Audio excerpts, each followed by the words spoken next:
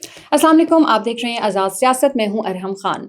नाजरीन, ऐसा लग रहा है कि पाकिस्तान तहरीक इंसाफ मुश्किलात की दलदल में फंस चुकी है, क्योंकि 9 मई के कुछ मुकदमात में सजाएं हो चुकी हैं और कुछ में वारंट्स की गिरफ्तारी भी जारी हो चुके हैं। जैसा कि सरगोदा की अदालत से अपोजिशन लीडर पंजाब मलिक अहमद बुचर समेत 51 मुलजमान की वारंट गिरफ्तारी जारी हुए हैं और इसी केस में अपोजिशन लीडर कौमी असम्बली उमर अयूब को इश्तिहारी करार देने की जो एक कार्रवाई है उसका भी फैसला हो गया है। इसके अलावा उमर अयूब को असासन से मुतालिक केस में इलेक्शन कमीशन से भी नोटिस हुआ है। अभी फैसलाबाद की अदालत से फैसले आना बाकी हैं। इन तमाम सिचुएशन पर हम बात करेंगे। हमारे साथ स्टूडियोज में मौजूद हैं सीनियर एनालिस्ट हसन अयूब खान साहब। अस्सलाम वालेकुम। वालेकुम अस्सलाम। कैसे हैं आप? ठीक, अल्लाह का करम, आप सुनाएं? बिल्कुल ठीक। मुझे सबसे पहले ये बताएं कि उमर अयूब को असासों से मुतालिक इलेक्शन कमीशन का जो केस उनका चल रहा है, उन्होंने नोटिस हुआ, उन्होंने स्टे ले लिया पेशावर हाई कोर्ट से। ये तहरीक इंसाफ हमेशा स्टे लेने के लिए या मतलब पेशावर हाई कोर्ट क्यों पहुंच जाती है? जिस तरह इंट्रा पार्टी इलेक्शन में भी मखसूस नशिस्तें ना मिलने पर भी ये पेशावर हाई कोर्ट पहुंच गए। तो 199 में जुरिस्डिक्शन बनती है हाई कोर्ट की, यानी सरकार से मुतल्लिक मामला हो तो वो कर सकते हैं। और सेकंड, उनका जो मुतलका हाई कोर्ट बनती है हरिपुर से उनका ताल्लुक है, तो वो खैबर पख्तूनख्वा है, तो खैबर पख्तूनख्वा में वो अपनी मुतलका हाई कोर्ट में गए हैं, तो इसमें कोई ऐसी बात नहीं है।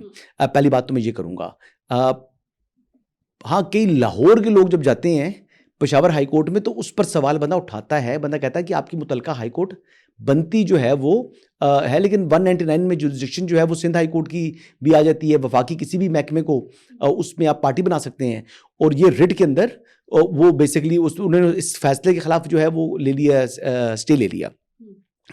स्टे तो मिल गया उनको, लेकिन इस केस के अंदर जो उनके जो गोशवारों में जो उनके असासजात से मुतल्लिक जो तजादात हैं, वो खासे जो है वो सॉलिड केस है मेरे ख्याल के मुताबिक।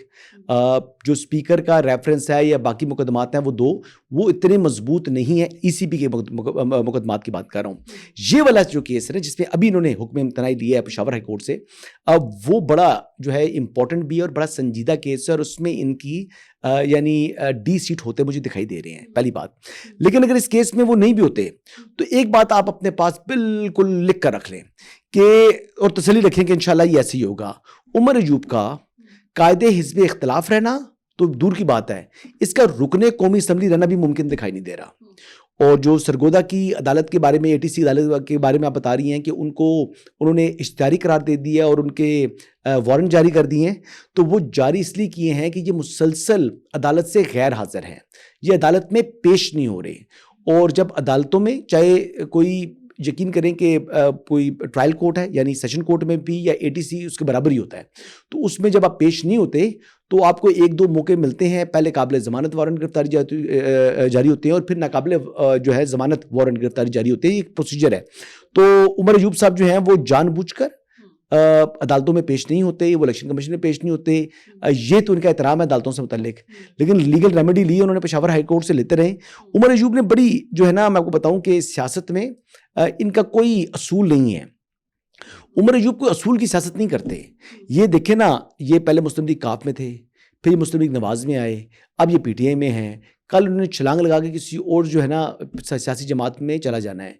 जैसे बंदर है ना, एक टहनी से दूसरी टहनी, दूसरी से तीसरी टहनी पे पहुंच जाता है, तो उमर अयूब साहब भी कुछ सिमिलर ही उन्होंने एक्शन रखा हुआ है। ये बेसिकली इंपॉर्टेंट लोग हैं, जिस तरह उमर अयूब हैं और बहुत सारे, अली अमीन गंडापुर हैं, फैसलाबाद वाला केस है, बिल्कुल वो भी इम्पोर्टेंट है। लाहौर के भी केसेस चल रहे हैं।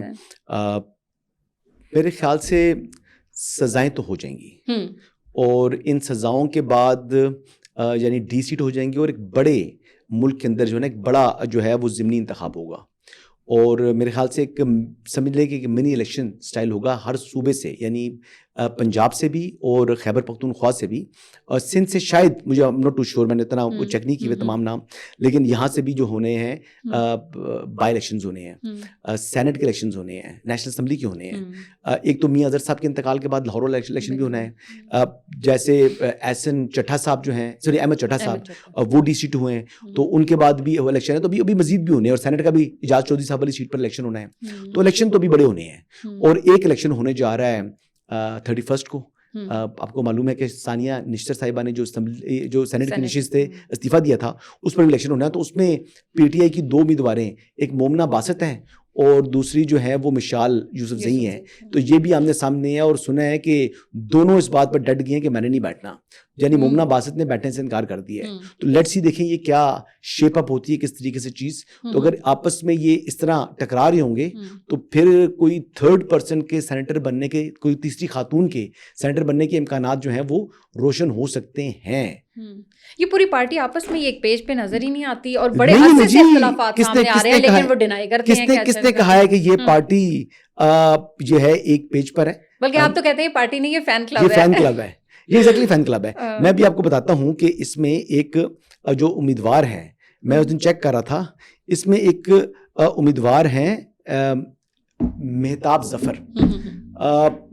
ان سے متعلق اطلاعات ہیں کہ ان کے کافی زیادہ لوگوں سے رابطے ہو چکے ہیں ایم پی اے سے.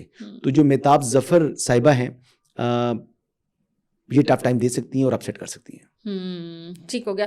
اچھا اگر ہم تھوڑی سی بات, میں سینٹ کی ریشز کی بات کر رہا ہوں. آپ کو فرق پتہ کتنا فرق ہے؟ 21 ووٹوں کا فرق ہے نا. صحیح.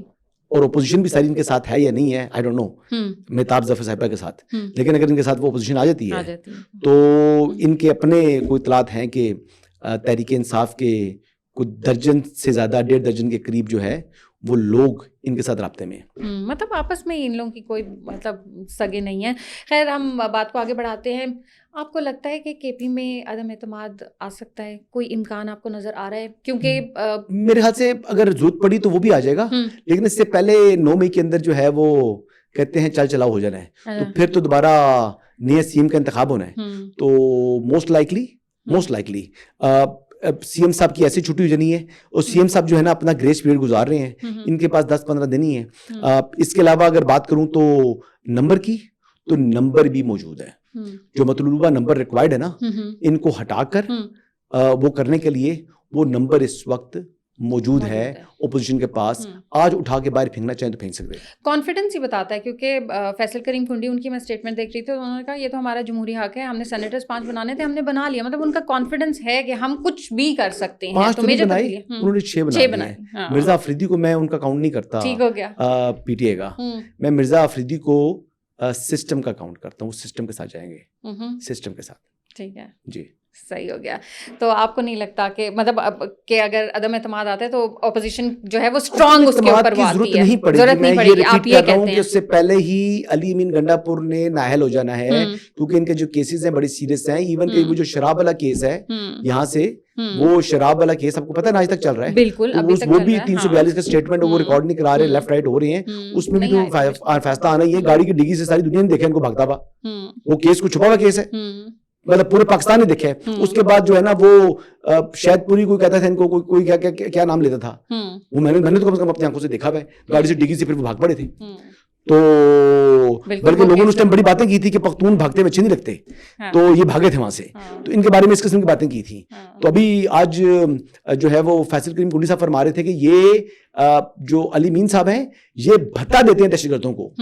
اور انہوں نے مثال دی, انہوں نے کہا اعزاز سید صاحب کے بقول کہ جب یہ کور کمانڈر کے پاس گئے تھے تمام اپنی کیبنٹ سمیت, تو وہاں پر اس بات کو کنفیس کر کے آئے تھے کہ میں دہشت گردوں کو بھتا دیتا ہوں, اور ریگولر دیتا ہوں, منتھلی دیتا ہوں. تو پھر آپ یہ بتا دیں, محسن نقوی صاحب نے بھی اس دن یہ ٹویٹ کیا تھا.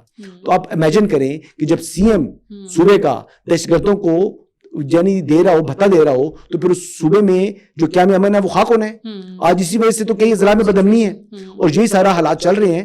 تو میرے خیال سے جی کا جانا ٹھہر گیا ہے, صبح گیا یا شام گیا. کیا بات ہے. آج کے لیے اتنا ہی, انشاءاللہ نیکسٹ پوڈ کاسٹ میں آپ سے پھر ملاقات ہوگی. اپنا خیال رکھیے گا. اللہ حافظ.